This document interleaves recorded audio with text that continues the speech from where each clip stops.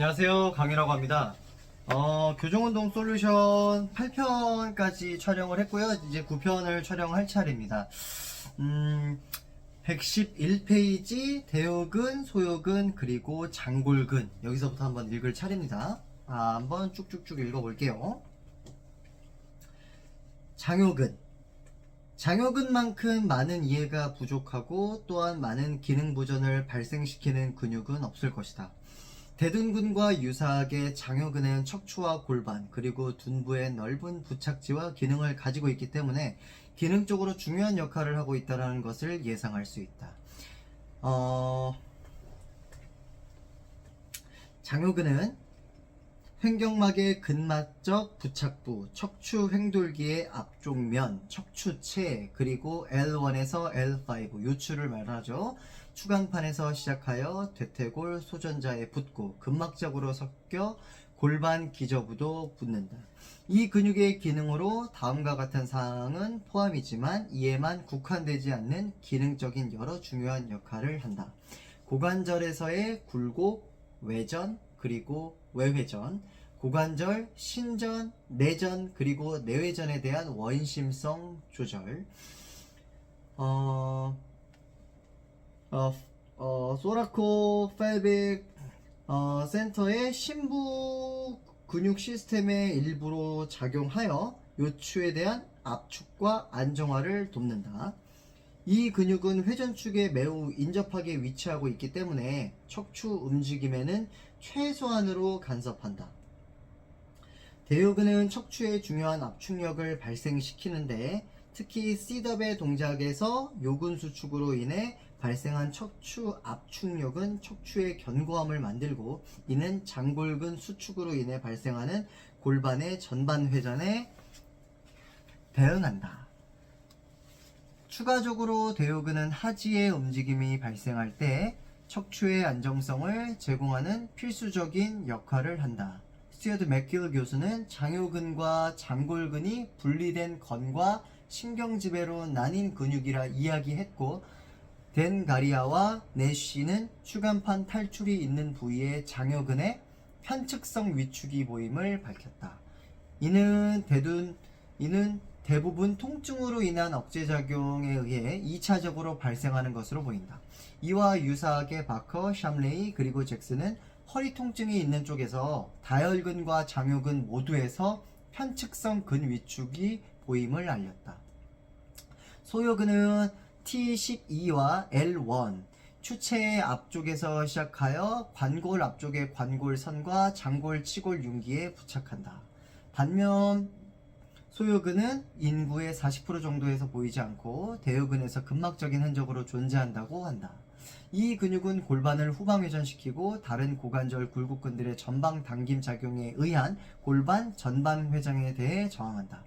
장골근은 장골과 안쪽을 지나 장골근 건을 통해 대퇴골의 소전자에 부착한다. 이 근육의 진정한 의미의 고관절 굴곡근이며 또한 고관절 외회전과 외전 기능 역시 가지고 있다.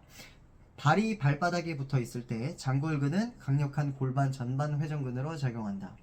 장골근은 고관절 신전, 내전, 그리고 내외전 동작과 골반 후방 회전에 대한 감속 작용을 한다. 하지 패턴에서의 기능 부전. 일상적인 하지 패턴 움직임에서 여러가지 움직임 기능 부전을 찾을 수 있다. 이러한 기능 부전의 모습에는 척추의 중립적 위치, 안정성과 몸을 앞으로 숙일 때 골반을 전방으로 회전시키는 능력의 손실, 전두면에서의 고관절 안정성 손실, 안정적인 골반의 위치 상실, 그리고 편측 혹은 한다리로 선 자세를 취할 때 안정성 손실이 있다. 중립 척추 안정성 손실. 고객이 몸을 앞으로 숙일 때 요부 골반 정렬 중립 위치로 유지하는 것을 어려워하는 모습을 흔하게 보인다. 사람들은 런지 자세로 앞으로 향해 몸을 뻗을 때 흔히 자신의 척추에서 가장 잘 움직이는 부분을 통해 몸을 구부린다. 이 부위는 또한 고객이 이미 통증을 느끼고 있는 곳이거나 앞으로 통증이 발생할 수 있는 곳일 가능성이 있다. 왼쪽 사진에 보이는 사람은 골반에 충분한 전방 회전이 나오지 않기 때문에 흉추를 굴곡하고 있다. 또한 이 사람에게 몸을 앞으로 뻗는 동안 고개를 들어 앞을 보라고 했는데 이때 경추, 흉추 부위에 과신전이 발생함을 확인할 수 있다. 어떤 사진이냐면 이런 사진입니다. 이렇게 에반 오사라 선생님이 연기를 하고 있죠. 네. 자, 교정. 고객에게 몸을 앞으로 뻗을 때 척추의 중립적인 위치를 유지하도록 지시한다. 이들이 무거운 물건을 들거나 혹은 허리나 척추의 통증을 느낄 때 특히 이러한 상황을 지키게 한다. 이러한 지시사항은 전반적인 움직임 범위를 제한할지도 모른다. 그러나 이를 통해 굴곡으로 인해 발생하는 부하로부터 척추를 보호할 수 있을 것이다. 고관절 안정성 손실. 고관절 안정성 손실은 대부분의 편측성 움직임 패턴에서 흔하게 나타나며 전두면에서 쉽게 관찰된다. 외측 안정화 사슬의 기능은 전두면에서의 안정성을 유지하는 것이다. 이 움직임 면에서 고관절 위치는 체중이 실린 다리의 안쪽에서 유지되어야 한다. 만약 체중이 체중을 지탱하는 다리로부터 지나치게 바깥으로 이동하게 된다면 불안정성이 나타나게 된다. 아래의 사진을 보면 체중의 몸에 지지기반 바깥으로 이동하는 것을 볼 수 있다. 이 사진.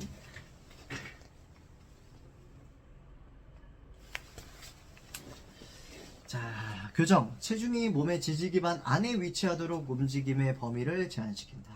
체중이 발의 바깥쪽이 아니라 안쪽에 실리는 것을 느껴야 하며 체중이 실리는 다리의 무릎은 발과 고관절이 있는 선 안에 위치하도록 한다.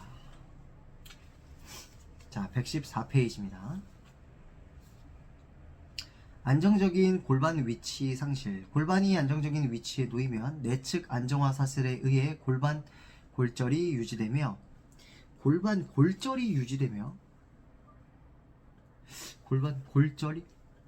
좀 애매한데요. 골반 골절이 유지되며 장골능의 높이가 일정하게 유지되는 동시에 고관절 오타 아닐까 이거 어쨌든 유지되는 동시에 고관절 무릎 발목과 발 복합체가 정렬을 유지하게 된다. 만약 내측 사슬의 조절 능력을 상실하게 되면 체중을 지지하는 쪽으로 골반은 외측 이동을 하고 이어서 다리는 내외전 내전 상태가 된다. 왼쪽 사진 오른쪽 사진을 일단 보고 가시죠.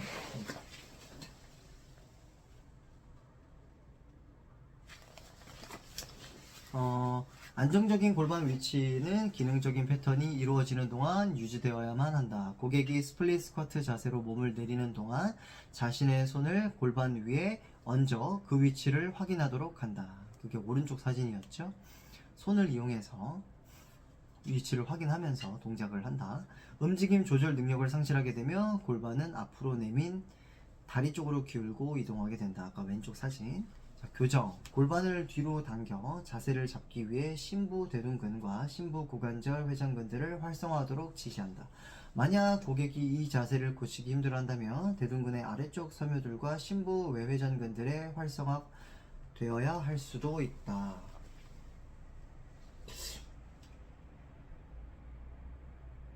활성화가 되어야 된다라는 얘기입니다. 이 자세를 하기 힘들어한다면. 안정적인 골반 위치는 또한 싱글 레그 마칭 브릿지와 같은 싱글 레그 움직임 패턴을 사용하는 동안에도 반드시 유지되어야 한다. 싱글 레그 브릿지를 하는 동안 골반 높이가 어떻게 유지되고 있는지 보라. 사진을 이렇게 한번 보고 갈까요?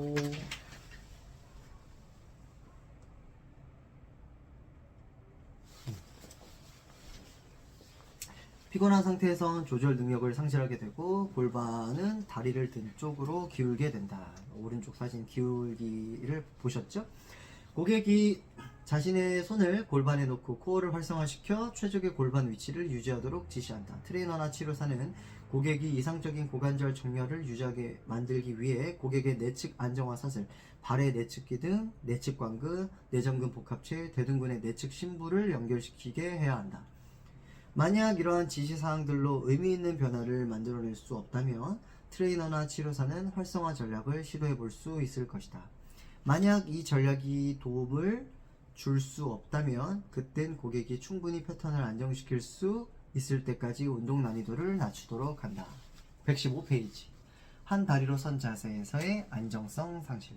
많은 고객들이 체육관에서 편측성 하지 움직임 패턴 운동들과 보수해서 하는 운동들, 불안정성을 만드는 도구 위에서 하는 상체 운동에서부터 한 다리로 하는 모든 운동들, 이런 운동들을 지도받는다. 그러나 불행히도 대부분의 고객들은 적절한 지도를 받지 못한 채 운동을 하거나 이러한 자세를 취하고 운동하기에 충분한 안정성을 가지고 있지 않다. 피트니스와 재활 관련 업계에선 일상생활과 스포츠 활동이 싱글 레그 동작에서 주로 일어나기 때문에 싱글 레그 움직임 패턴에 기반한 운동을 해야 한다고 이야기한다. 그러나 고객들과 환자들은 자신들이 한 다리로 이동할 수 있다고 스스로 생각할 뿐 실제 이 능력에 대한 교정 혹은 평가를 받을 일이 거의 없다. 다음 4가지 사항을 통해 한 다리로 체중을 지지하는 동안 불안정성이 나타나는지를 확인해 볼 수 있다. 첫 번째, 두 번째, 세 번째, 네 번째 이렇게 있는데요. 첫 번째 읽어볼게요. 보상작용을 동반하지 않는 트렌델렌버그 징후. 트렌델렌버그 징후의 양성 반응은 체중을 지지하고 있지 않은 쪽 또는 고관절 굴곡 쪽 골반이 아래로 떨어지는 것이다. 왼쪽 사진, 오른쪽 사진이 2개가 있는데요. 일단 읽고 나서 보여드릴게요. 왼쪽 사진은 보상작용을 동반하지 않은 트렌델렌버그 징후예요. 왼쪽 사진, 오른쪽 사진 보고 한번 봐주세요. 네, 왼쪽 사진, 오른쪽 사진 보이시죠? 네. 이로 인해 일반적으로 고관절이 외전 및 내외전되고 그 결과 패션 모델들처럼 엉덩이를 실룩거리는 보행을 보인다. 이러한 보행 패턴은 무릎의 반월판과 내측 측부인대 그리고 전방 십자인대에 손상을 준다. 두 번째 옆에 사진 봤죠? 이번에는 보상작용을 동반한 트렌델렌버그의 징후. 보상작용이 동반된 트렌델렌버그 보행은 고객이 부족한 안정성을 보상하기 위해 몸통을 지지하는 다리 쪽으로 이동시켜 발생한다. 오른쪽 사진 보셨죠? 상체를 이렇게 과하게 움직이는 이러한 사람은 일반적으로 자신의 몸통을 전두면에서 과도하게 흔들며 걷는 오리걸음을 보인다. 자, 세 번째, 엉덩이 조임과 고관절 전방 전달. 이러한 상태는 고객이 한 다리로 선 자세에서 스스로 안정성을 만들어내기 위해 심부 고관절 회전근들을 과도하게 수축하여 장골을 후방으로 회전하게 되고 관골구에서 고관절이 전방으로 나가게 되는 것이다. 이런 경우 선 자세에서 골반 옆이 크게 패여 있는 것을 볼 수 있는데 이 패임은 체중을 지탱하는 다리 쪽으로 옮기면 더 커진다. 일반적으로 이러한 사람들은 자신의 무게중심을 지탱하는 다리 뒤쪽에 고정하고 동시에 복근이 긴장되어 있음을 보인다. 사진 한번 보고 가시죠. 이런 교정. 일상생활을 할 때 엉덩이의 긴장을 풀하고 좌골 결절 사이를 늘리거나 스쿼트나 런지 패턴 운동을 할 때 관절구 안에 들어가도록 고관절을 뒤쪽으로 깊게 빼라고 가르친다. 자, 네 번째, 발가락 조임. 과도한 발가락 조임은 고객들이 안정화를 위해 발의 내저근들이 아니라 장지 굴근과 다리의 후방 구획 근육들을 과도하게 활성화시켜 나타내는 모습이다. 이와 같은 과도한 활성화 작용이 만성화된다면 편안히 쉬고 있는 상태에서도 발가락 관절들의 굴곡 현상이 일어나 갈기발 혹은 망치발가락 모양을 보인다. 이거 한번 사진 한번 볼까요? 이렇게 과도한 발가락 굴곡근들을 과도하게 활성화됐었을 때 이러한 발가락 형태가 보일 수 있다. 자, 교정. 고객이 안정성 개선을 보일 때까지 패턴의 단계를 낮춰야 한다. 패턴의 난이도는 고객이 동작을 성공적으로 완수하고 좋은 안정성을 보이는 단계까지 조절해야 한다. 적절한 지도가 이루어져야 하지만 만약 고객이 위와 같은 좋지 못한 패턴들 중 한 가지를 보인다면 아마도 이미 불안정성 징후를 보여 지도사항을 따르지 못함을 예상할 수 있다. 기능이 결여된 부분을 개선하고 싱글 레그 동작 패턴으로 진행하기 전에 스플릿 자세와 지지 자세에서 안정성을 향상하도록 한다.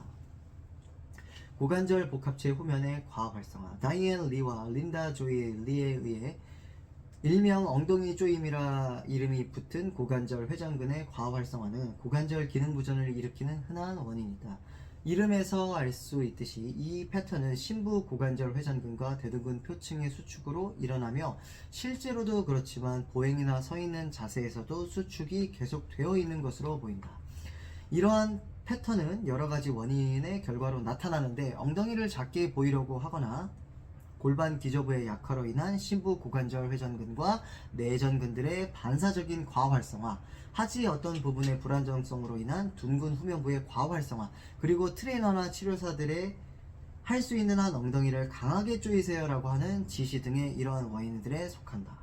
대퇴골 대전자 바로 뒷부분의 고관절 측면을 만져보며 페인 부분을 찾을 수 있는데, 이는 심부 고관절 외회전근이 과도하게 활성화되어 나타나는 것이다.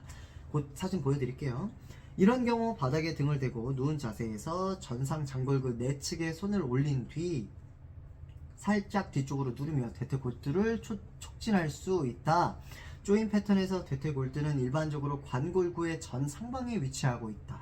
이러한 점을 보면 대퇴골두 전 상방 부위에서 고관절, 연골의 퇴행성 변화가 흔히 일어난다는 점을 이해할 수 있을 것이다. 엉덩이 조임 상태의 왼쪽 사진과 엉덩이를 조이지 않고 엉덩이를 이완하도록 지시한 사진, 오른쪽 사진 한번 보고 가시죠. 강하게 조였죠, 엉덩이.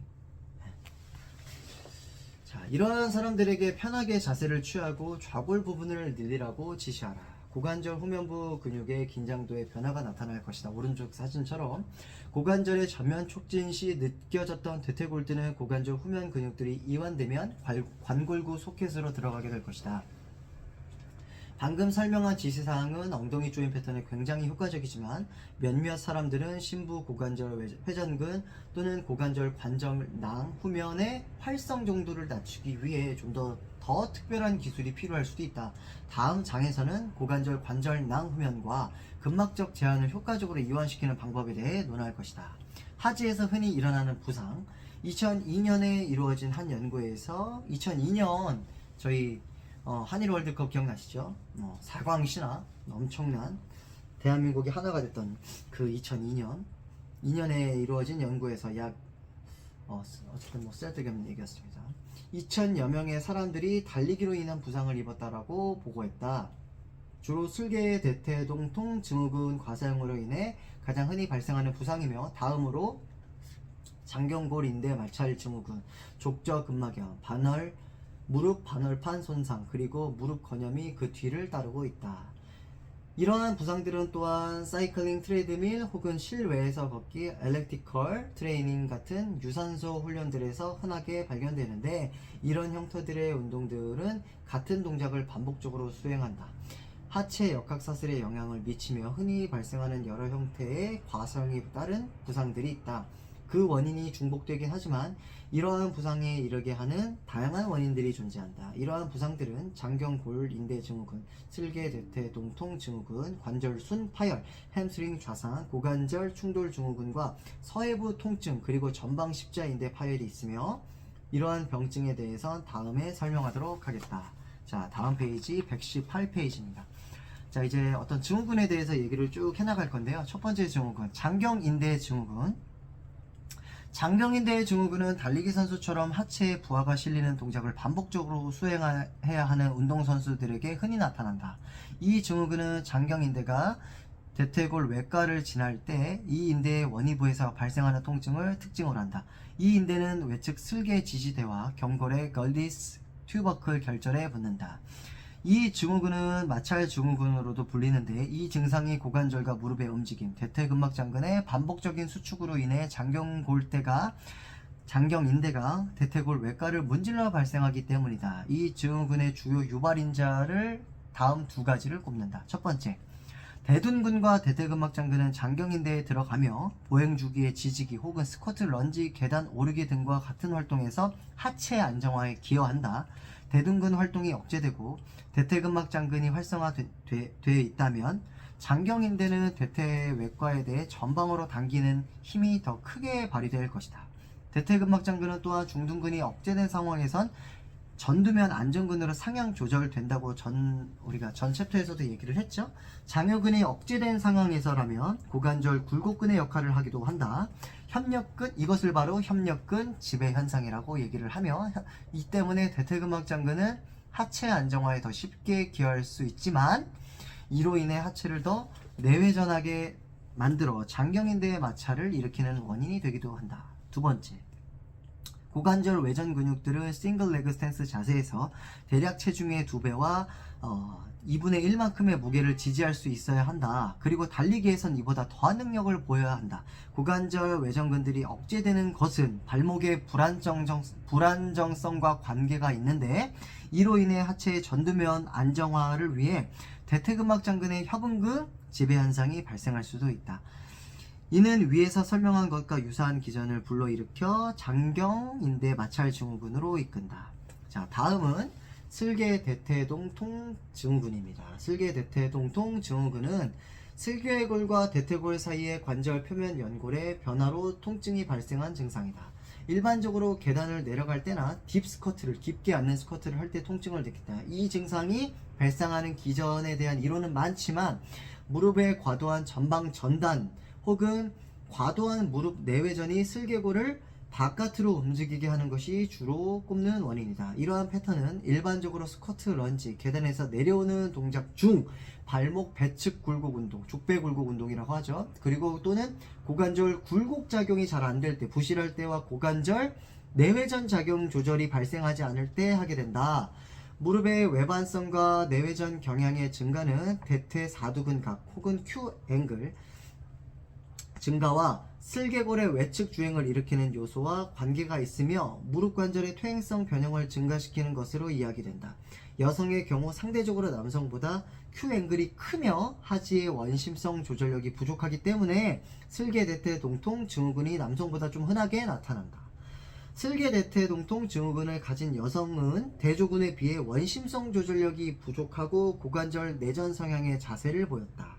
전두면 움직임 역학에서 이러한 경향은 고관절 외전근의 고관절 원심성 조절 능력이 부족한 경우에 증가하는 것으로 보인다. 그러므로 반복적인 기능적 활동을 하는 사람들의 경우 예방적인 차원에서 고관절 외전 조절력 훈련이 추천된다. 관절순 파열. 관골구 관절순 파열은 1957년에 처음 진단되었다. MRI 기술과 임상적 인식의 발달로 인해 최근 들어 관골구 관절순 파열에 대한 진단과 치료가 증가되고 있다. 관골구 관절순 파열은 일반적으로 반복적인 손상의 결과로 나타난다. 그러나 다리가 벌려진 채로 넘어지는 것과 갑작스러운 사고에도 관절순 손상이 일어나기도 한다. 이거 조심해야 됩니다. 다리를 벌려진 채 넘어지는 거. 갑자기 관절순이 찢어질 수 있으니까. 그러나 다리가 벌려진 채로 넘어지는 것과 같은 갑작스러운 사고에도 일어나기도 한다. 이러한 부상은 육상 경기와 같은 높은 활동 수준을 요구하는 상황이나 테니스, 골프, 야구와 같이 고관절 내외전의 작용이 큰 활동, 그리고 무술, 축구, 농구와 같이 급격한 커팅 동작이 필요한 스포츠 등의 선수층 인구에서 특히 많이 발생한다. 관절순 파열의 임상적인 증상은 고관절, 특히 내외전과 외전에서의 뻣뻣한 느낌, 관절 내부에서 덜크덕거리는 소리, 느낌, 그리고 동작, 가동 범위의 마지막에서의 통증을 들 수 있다. 반복적인 손상에 의한 관절순 파열을 경험한 환자들의 경우 대퇴골, 관골구, 관절 중심화 작용 부족과 고관절과 허리골반 고관절 연결부 주변의 근협응력 활성화 상실을 주요 소인으로 꼽을 수 있다. 미국에서 발생하는 관절순 파열은 대부분의 관절순 전방에서 일어나는 경향이 많으며, 엉덩이 조임으로 인해 관골구 내 대퇴골두가 앞쪽으로 변이되어 발생한다는 것이 일반적인 병리기전이라고 보기도 한다. 햄스트링 좌상. 햄스트링 좌상은 달리기, 스프린팅, 점핑과 같은 동작을 하는 선수들에게 영향을 미치는 흔한 부상이다. 햄스트링이 당겨지거나 혹은 정확히 말해 좌상을 입는 상태는 폭발적인 스피드, 급속한 감소 혹은 점프와 같은 동작이 요구되는 스포츠나 활동들에서 흔히 나타난다. 대략적으로 대표적으로 축구 선수들이 있겠죠. 여러 연구들은 햄스트링 근육들 중에서 반막양근, 반경양근에서도 햄스트링 좌상이 일어나긴 하지만 대퇴이두근이 가장 흔하게 손상되며, 이 손상은 보행 유각기 마지막 원심성 단계 동안 발생하는 경향이 있다고 한다. 안쪽 내측부 파트, 내측 파트에서도 발생이 있지만 특히나 외측 파트, 햄스트링의 4개의 근육 중에 외측에 주행하는 대퇴이두근에서 특히 많은 햄스트링 좌상이 일어난다. 싱글 레그 스탠스 자세에서 통증을 호소하지 않는 사람들과 비교해서 천장관절 통증을 느끼는 사람들은 복횡근과 다혈근보다 대퇴이두근과 장내전근의 사전 활성이 일어났다. 사전 활성이라는 건 피드 포워드죠. 이는 허리 골반 고관절 복합체의 조절 능력이 햄스트링 부상의 병리적 기전뿐만 아니라 재활과 부상 방지에도 중요함을 시사한다. 자, 고관절 충돌 증후군, 서해부 통증 스냅핑 증후군입니다. 고관절 충돌 증후군은 고관절 내외전과 내전 동작을 하는 동안 서해부 안쪽 그리고 또는 고관절 부위에서 통증이 나타나는 것을 특징으로 한다. 이 증후군은 관절순 파열, 서해부 염좌, 스냅핑 증후군의 전조 증상으로 여겨진다. 고관절 충돌 증후군과 이로 인해 발생한 관절순 파열, 서해부 염좌, 그리고 스냅핑 증후군은 최적의 관절 중심화 작용의 부족과 이로 인해 발생한 고관절 구 안에서의 대퇴골두 전방 이동과 관계가 있는 것으로 알려져 있다. 사실 관절순 파열은 서해부 염좌를 가진 사람의 90% 이상에서 발견된다. 고관절 관절낭 뒷부분의 제한과 고관절 후방 근육들의 근막적 구축, 달리 표현하며 엉덩이 조임 역시 관절 중심화 작용을 소실시키고 충돌 증후군과 서해부 통증에 취약하게 만드는 비골두의 내 대퇴골두 전방 변이의 원인 요소로 제한되고 있다. 고관절에 관련한 또 다른 흔한 증상은 딱하고 소리가 나는 딸가닥거리는 펑 튀기는 고관절 증후군이다. 이 증후군은 고관절을 구부린 자세에서 다리를 펴려 할 때 소리와 촉진이 가능한 튕김을 특징으로 한다. 이는 서 있거나 등을 대고 누운 자세에서도 보이며 고관절 신전의 마지막 운동 범위나 그와 비슷한 범위에서 가장 일반적으로 나타난다. 이러한 튕김의 원인을 설명하려는 여러 가지 이론이 있는데 이러한 현상이 장요근의 건이 대퇴골 소전자나 고관절 점액남을 튕기고 지나가서 생긴다거나 불안정한 요추나 천장관절 혹은 치골 결합의 염 발음 때문이라는 내용들도 포함되어 있다. 이런 딸깍거림은 고관절 중심화 작용의 약화와 허리 골반 고관절 복합체의 로컬 시스템 억제와 연관되어 있다고 여겨진다.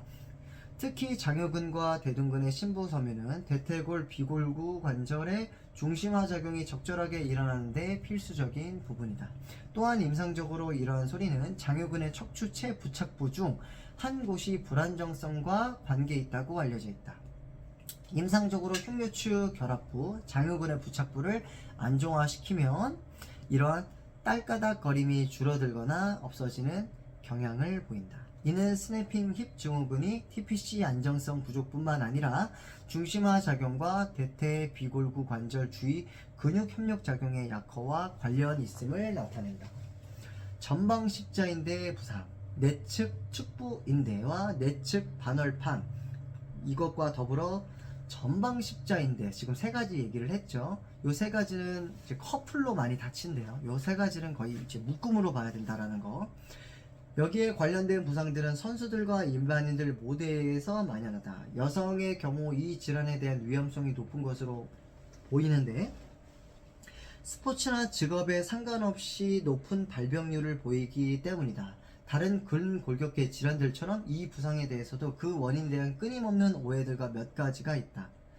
간단히 말하자면 전방 십자인대와 내측 측부인대 그리고 내측 반월판은 종종 비슷한 역학기전을 가지고 또한 빈번히 함께 손상을 받기 때문에 이 부분들을 발생하는 부상들은 그룹주 동시에 발병한다라는 것이다. 전방 십자인대는 대퇴골과 뒤쪽 면에서 시작하여 내측 경골 융기에 붙는 두 개의 밴드로 구성되어 있다. 이 인대의 기능은 경골이 전방으로 움직이는 것과 내회전 작용 그리고 무릎에 가해지는 외반력을 제한하는 것이다.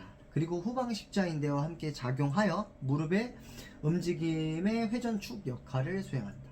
여성은 남성보다 3.6배 정도 전방 십자인대의 부상을 입을 확률이 높다. 축구, 배구 그리고 야구를 하는 여성의 경우 다른 스포츠에 참여하는 여자 선수들보다 전방 십자인대 부상 발병 가능성이 훨씬 크다. 흥미로운 점은 전방 십자인대에 관련한 대부분의 부상들은 비접촉성 부상이라는 것이다.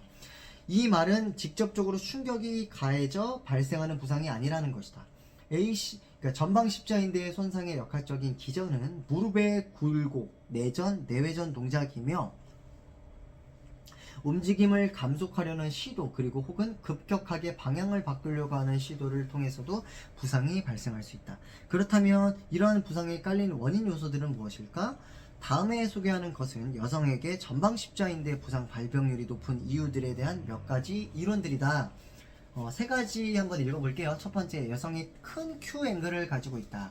여성에게서 남성보다 무릎 관련 질환 발병률이 증가하는 가장 중요한 이유는 큰 Q 앵글을 가졌다라는 것이다. 다시 한번 상기하자면 Q 앵글은 AS, 전상 장골극에서부터 슬개골을 중심을 잇는 선 하나와 슬개골 중심과 경골 결절을 이은 선 사이의 각이다. 여성의 경우 이 각은 평균적으로 18도를 이루는 반면 남성은 평균 13도 정도이다. Q앵글이 증가하며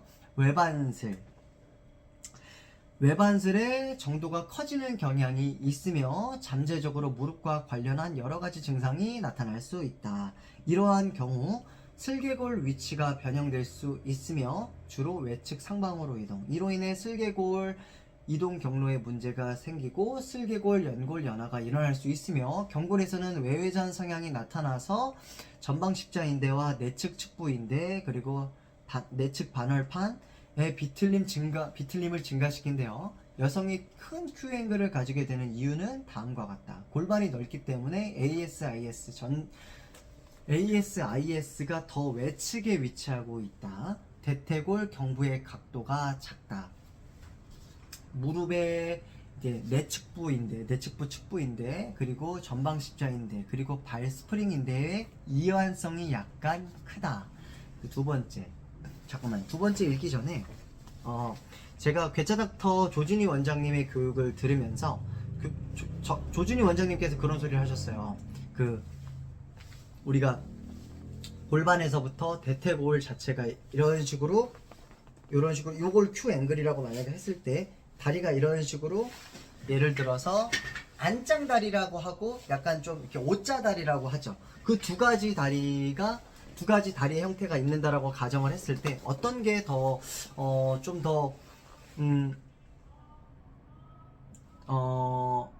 좀 위험할까 이런 것들을 좀 설명해 주신 적이 있어요. 근데 여기서도 다시 설명을 하는 거가 사실 어떤 우리가 이렇게 O자다리보다는 안짱다리가 훨씬 더 위험하다라는 거, 그걸 여기서 지금 얘기를 해주고 있는 거예요. 축구 선수들도 그렇고 저도 그렇고 거의 스포츠 선수들 거의 이제 대퇴근막 장근부터 장경골대를 과활성화하는 스포츠 선수들은 거의 O자 형태의 다리를 많이 취해져 가면서 형태가 좀 변해요. 저 또한 어렸을 때 운동을 했었을 때 그랬었고요.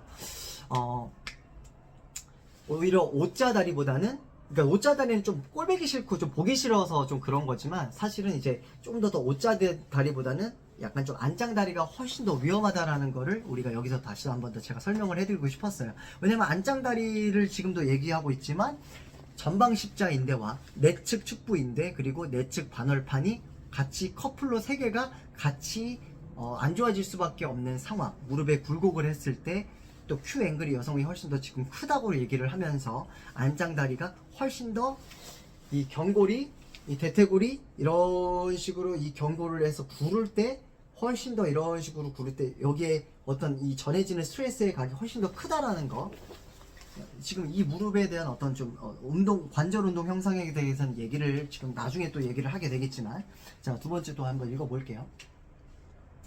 역학적 변화, 고관절의 정경, 경골의 외회전, 그리고 앞발의 회내와 같은 하지정렬에 관한 요소가 여성에게서 무릎 부상 발병률이 큰 것과 관련이 있어 보인다. 세 번째, 호르몬의 요인.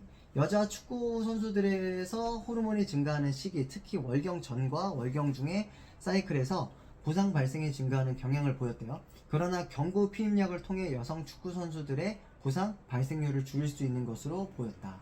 근데 경구 피임약을 먹는 거 사실 몸에 좋지는 않잖아요. 하여튼 너무 좀 여성분들은 참 이 월경 때문에 참 한 달에 한 번씩 너무, 한 달에 한 번이 아니라 한 달에 한 번 하는 그 월경 때문에 항상 한 1주 정도 또는 많게는 2주 정도 굉장히 달에 한 번씩 고생을 항상 하시는 거를 보면서 옆에서 하면서 보면서 참 힘들겠다라는 생각을 좀 합니다.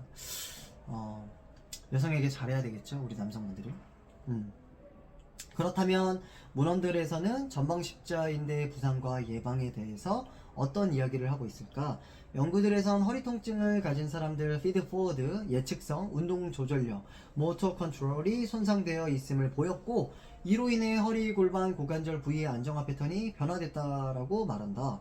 이러한 변화는 하체의 안정성을 바꾼다. 다른 연구에서는 발목 불안정성을 보이는 사람들을 대상으로 점프 착지의 지면 반발력에 주목했다. 흥미롭게도 예전에 발목 부상을 경험한 사람들에게서 여러 방향성의 불안정성이 발견됐고, 이러한 사람들은 운동 조절력 결손을 가지고 있다고 결정짓게 하였다. 이러한 정보들은 재활과 컨디셔닝 전문가들에게 더할 나위 없이 귀중한 것이다. 왜냐하면 이 정보들 덕분에 하체 부상 과거력 평가의 중요성과 신경운동 조절 변화에 대한 잠재적인 기여도, 그리고 그로 인한 움직임 패턴의 보상이 중요하다는 것을 주목하게 됐기 때문이다.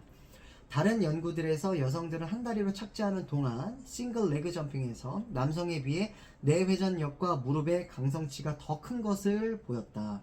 여성은 무릎의 관절 이완도가 높으며 하체가 흔들리는 환경에서 비복근과 대퇴 이두근의 활성이 증가되는 경향을 보였다. 이러한 이유로 인해 아마도 무릎의 강성치가 높은 것으로 보인다.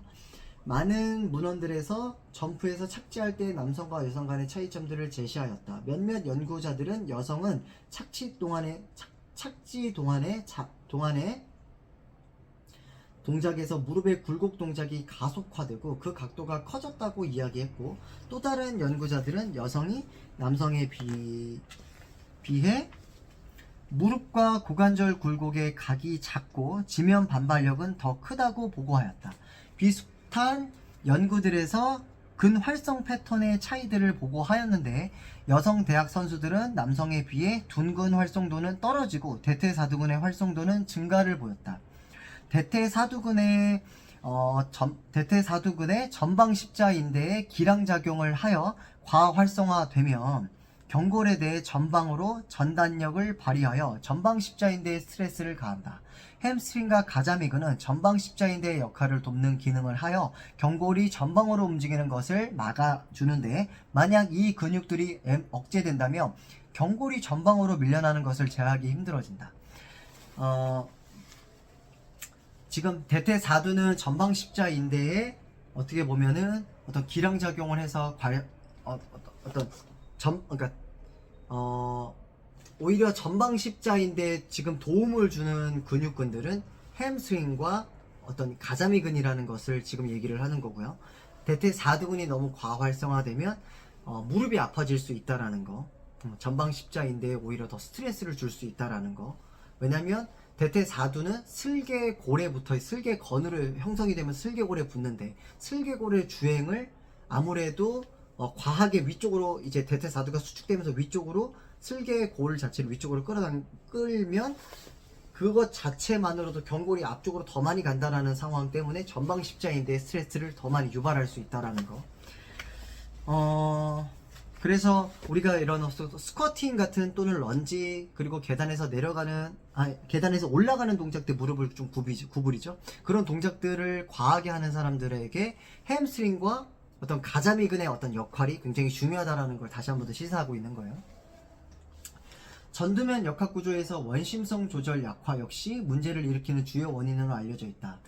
대둔근과 중둔근의 기능적 조절력 약화로 인해 무릎의 외전이 커지면 전방 십자인대와 내측 측부인대 가로지르는 부하가 증가한다. 위에서 언급한 질환들은 각각의 여러가지 복잡한 병리 기전들을 가지고 있지만 이들을 하나로 꿰는 공통된 원인이 있다. 그것은 일반적으로 다음과 같은 문제들이다. 첫 번째, 대퇴 비골구, 무릎 그리고 발목과 발 복합체에서의 중심화 작용 부족. 그리고 두 번째, 허리, 골반, 고관절 복합체의 운동 조절 능력 부족. 그리고 세 번째, 하체의 원심성 조절력 부족. 하지에서 일어나는 부상들의 프로세스를 지나치게 단순화한 것처럼 보이겠지만, 이러한 점들은 하지의 움직임 기능 자개가 일어나게 되는 주요한 부분들이다. 이 요소를 해결하게 되면, 즉 고관절과 발목과 발 복합체의 중심화 작용을 개선하고 하지의 운동 조절 능력을 향상시키게 된다면 이 책의 교정운동 세션에서 다룰 교정운동에 대한 기본적인 접근법을 갖추게 될 것이다. 자, 다음은 123페이지고요. 챕터 5입니다. 챕터 5 진단입니다. 챕터 5는 진단이고요. 이 장의 목표 진단이기 때문에 어깨와 고관절 평가의 기능적 요소들을 확인하고 이해한다. 어깨와 고관절 복합체 내 기능 보전 핵심적인 부분들을 확인한다. 어깨와 고관절 기능 보전에 대한 핵심 요인을 확인한다. 자, 한번 읽어볼까요? 자, 사람들은 오로지 자기가 보려 하는 것만 본다. 여기 처음에 이제 시작할 때 이런 어떤 얘기를 하네요. 사람들은 오로지 자기가 보려 하는 것만을 본대요. 동의 다들 하시겠죠? 자기가 듣고 싶은 것들만 위주로 들으려고 또 하고. 그렇죠? 이전 훈련 상태나 현재 기능적 목적과 상관없이 고객과 운동을 하기 전에 바르게 진단하는 것이 중요하다. 이런 평가를 통해 트레이너나 치료사는 어떤 교정운동 전략을 사용할지, 어느 시점에 강화를 시도하는 것이 적절할지 판단할 수 있다.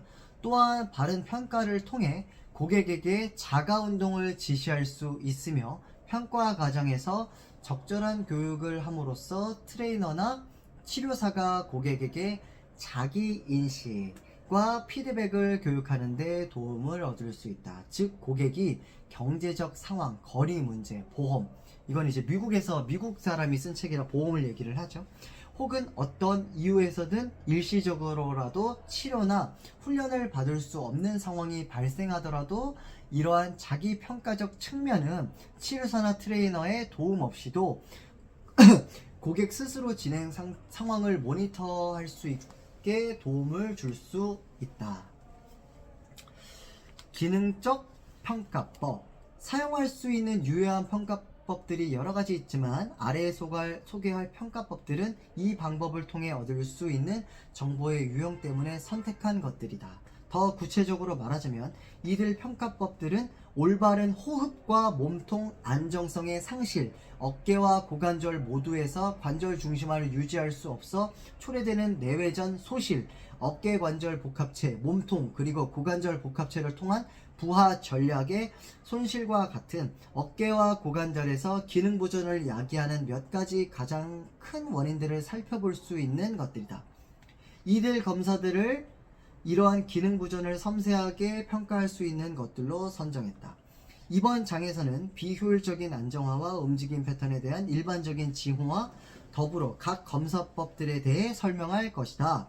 평가법의 목적은 철저한 검사를 통해 개인의 일거수일투족을 분석하여 모든 단일 움직임에서 일어나는 결함을 찾아내려는 데 있는 것이 아니다. 평가의 목적은 트레이너나 치료사들이 고객의 기능 보존을 야기하는 가장 큰 원인이 무엇인지 결정하도록 도와주는 데 있다. 124페이지입니다. 다시 말하자면 고객이 가진 기능 부전을 발생시킨 가장 큰 움직임과 안정화 기능 부전이 무엇인지를 찾는 것이다. 여러 가지 원인들이 있을 수 있지만 대개는 한 가지 주요 원인이 있고 나머지 다른 것들은 2차적인 보상적 문제들인 경우가 많다. 전체적인 평가를 했지만 만약 트레이너나 치료사가 문제를 일으킨 주요 원인을 잘못 평가하고 잘못된 전제에 기반하여 교정운동 전략을 선택한다면 어떻게 될까? 가장 나쁜 시나리오는 고객이 개선을 보이지 않는 것이고 가장 좋은 시나리오는 이제 자신이 쉬었던 활동을 재개하거나 기능적 목표를 성취하게만 하면 될 정도로 매우 작은 개선만을 보이는 것이다. 불행히도 이런 방식은 기능적 연속성의 양극단에 있는 많은 만성통증 환자들이나 엘리트 선수들 모두에게 도움이 되지 못한다. 이러한 사람들은 그들의 퍼포먼스 개선시키기 위해 특별한 접근법이 필요하며 이것이 바로 테스트와 평가가 반드시 정확히 수행되어야 하고 그 결과를 효과적으로 해석하여 치료적 개입의 우선순위 선택에 반영해야 하는 이유가 된다. 때로는 트레이너나 치료사의 좋은 의도에도 불구하고 잘못된 교정 접근이 수행될 수도 있다. 현재 상황의 심각도, 복잡성, 혹은 강도에 따라 교정 전략이 몇 주, 몇 개월 혹은 심지어 몇 년이 소요될 수 있지만 만약 선택한 접근법으로 2주 이내에 어떠한 기능적 향상을 보이지 않는다면 트레이너나 치료사가 확신을 가지고 숙제를 내주어 고객이 프로세스에서 자신이 할 부분을 해나가도록 지도했다고 하더라도 이는 적절한 방식이 아니었거나 해당 시기에는 적절하지 않을 수 있다. 그러므로 새로운 전략을 도입했다면 다음 2주 이내에 그 효과에 대한 재평가를 하여 새로운 전략이 뒤따라야 한다. 고객에게 여러 층위의 기능 부전이 겹쳐 있거나 여러 가지 보상 전략이 구축되어 있는 것은 일반적인 현상들이다. 대개는 기능 부전을 일으키는 2차적인 원인이 아니더라도 주로 호소하는 문제를 해결하여 기능 부전 껍질들을 벗겨내는 것이 필요하다.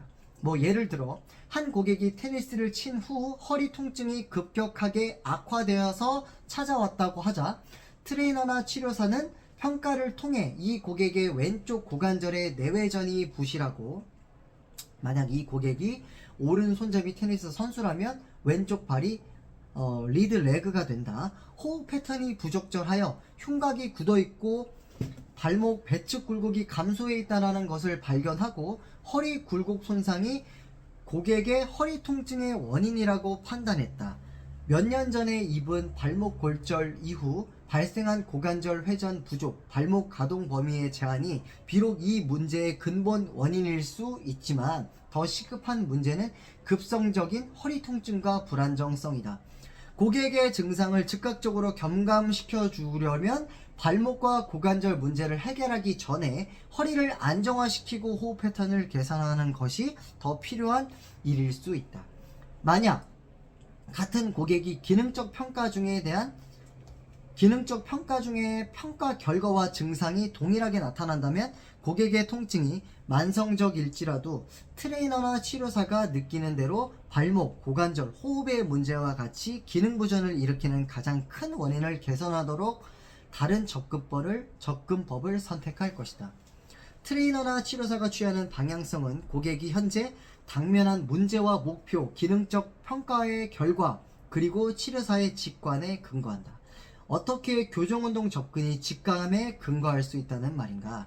유감스럽지만 인체를 다룰 때는 모든 것을 경험적 증거에만 근거할 수는 없다. 평가에 의한 정보들과 교정 전략의 운용은 다양한 요소들에 기반하고 경험적 증거는 그러한 요소 중 한 가지일 뿐이다. 콜린스는 그의 도발적인 저서 위대한 기업은 다 어디로 갔을까? 에서 어떠한 것을 뒷받침할 증거가 부족하다고 해서 그 존재를 부정할 수는 없다고 했다. 그는 암을 예로 들어 인체에 암이 존재한다라는 증거가 부족하다고 해서 그 환자의 몸속에 암이 없다라는 것을 의미하는 것은 아니며, 단지 암을 평가하기 위해 사용된 검사에서 암의 징후가 나타나지 않았을 뿐이라는 사실을 거론한다. 마찬가지로 탈레브 역시 그의 책 블랙 스완에서 검은 백조의 존재에 대한 증거가 부족, 이때 말하는 증거 부족이라 나는 검은 백조를 본 적이 없고 내가 아는 사람들도 검은 백조를 본 적이 없다고 한다는 식의 하기 때문에 실제로 검은 백조는 존재하지 않는다라고 여기는 현상을 이야기했다. 저는 블랙스완이라는 영화를 보지를 못해가지고 이게 조금 한방에 와닿지는 않는데, 그래드웰 얇게 조각내기라 부르는 사고 과정을 통해 적응 무의식에 대한 획기적인 업적을 남겼다. 그는 어떤 주제에 대해 정보가 매우 부족하거나 때로는 분석 마비라 할 정도로 너무 많은 정보로 인해 결정이 과부하 걸린 상태에서도 전문가들이 어떻게 무의식적으로 합리적이고 정확한 판단을 내릴 수 있는지를 서술했다. 탈레브는 부족한 것이 때때로는 더 낫다라는 가설을 옹호했다.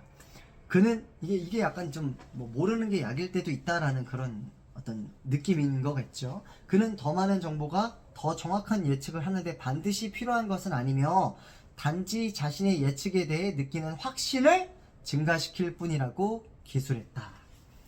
또 다른 실험에서 심리학자인 폴 슬로빅은 마학권 업자들에게 과거 경마 경기들에서 추출한 88가지 변수들로부터 확률을 계산하기에 유용한 정보들을 선택해달라고 요청했대요. 이러한 변수들에는 과거 경기에 대한 모든 형태의 통계적 정보들이 포함되어 있었다. 막권업자들에게 10가지 가장 중요한 변수들을 주고 경마 경기의 결과를 예측하도록 요청했대요. 그리고 10가지 변수를 추가로 제공해주고 다시 경기를 예측하도록 하였다. 실험 결과 정보량이 증가한다고 해서 예측 정확성이 높아지지는 않았대요. 다만 자신이 선택에 대한 확신만 매우 높아졌을 뿐이다. 정보는 해로운 영향을 미치는 것으로 판명되었다라고 탈레브가 얘기를 했대요. 이거 되게 확신이 굉장히 강해지면 신념이 되잖아요. 잘못된 신념이 박히는 거 굉장히 무서운 겁니다. 이게 그럴 수도 있고 아닐 수도 있다라는 걸 우린 항상 생각해야 될 관점이 필요합니다. 잘못된 신념이 박혀버리면 진짜 위험합니다. 그걸 사이비라고 하죠. 굉장히 위험하죠. 한편 그렇다고 해서 한 가지 테스트가 특정 교정 전략의 근거가 되는 모든 정보를 제공한다라는 것은 아니다. 예를 들어 교정 전략에서 오버헤드 스쿼트를 기본 검사로 선택하여 이용하는 사람들이 있는데 이들은 고관절이 내전, 무릎의 외반슬 위치로 안짱다리로 이동되는 것을 내전근 긴장, 외전근 약화의 징후라고 주장한다. 팔이 앞으로 움직이면 광배근 길이가 짧아졌거나 흉요부 근막의 신장성 부족을 시사한다. 만약 팔꿈치가 바닥에서 떨어지면 아킬레스 건과 비복근이 단축된 탓이다. 이러한 사항들이 오버헤드 스쿼트 동작에서 유효한 가정들이지만 이러한 것들은 단지 가정일 뿐이다. 치료자가 추 검증 테스트, 외반슬 케이스의 경우 내전근 가동 범위 측정, 고관절 외전근 근력 테스트를 통해 이러한 가정을 검증하지 않는다면 검사자가 자신의 편견에 기초한 잘못된 치료적 전제를 형성할 뿐이다. 그러므로 평가란 개인적 편견을 최소화하면서 객관적인 테스트, 임상적 직감, 그리고 경험이 조합된 것이다. 모든 평가는 어느 정도 치료자의 편견이 개입되기 마련이므로 평가의 목표는 개인적 편견을 가능한 최소화하고 추가적인 검사를 통해 발견한 사항들을 확정하거나 부정해야 한다. 평가법의 다른 선정 기준은 누가 테스트를 하든지 상관없이 검사를 시행하기 수월하면서도 비교적 일정한 평가 결과가 나오도록 하는 것이다. 검사가 이전에 정교한 근육 검사를 하지 않았다면 기능적 근육 검사는 검사자 간 신뢰도의 문제가 있을 수 있으나 그래도 위와 같은 상황들을 염두하고 선정했다. 이러한 경우에 트레이너나 치료사는 근육 검사는 생략하고 교정운동, 재활 혹은 트레이닝 전략에 맞춰 다른 테스트들을 시행할 수 있다. 필요하다면 트레이너나 치료사는 임상 상황을 명확하게 하기 위해 추가적인 검사들을 수행할 수 있다. 126페이지입니다. 이제 기능적 평가에 대한 어떤 선자세, 앉은 자세, 누운 자세, 추가적 평가 이런 것들이 있는데요. 한번 살짝 이 표를 한번 보여드린 다음에 이렇게 평가 살짝 보여드린 다음에 잘 안 보이나요? 네, 잘 안 보이네요. 네. 자, 여기까지 하고요. 제가 9편을 끝내도록 하겠습니다. 9편을 여기까지만 하고 10편 126페이지 자세부터 시작해서 쭉 한번 읽어볼게요. 수고하셨습니다.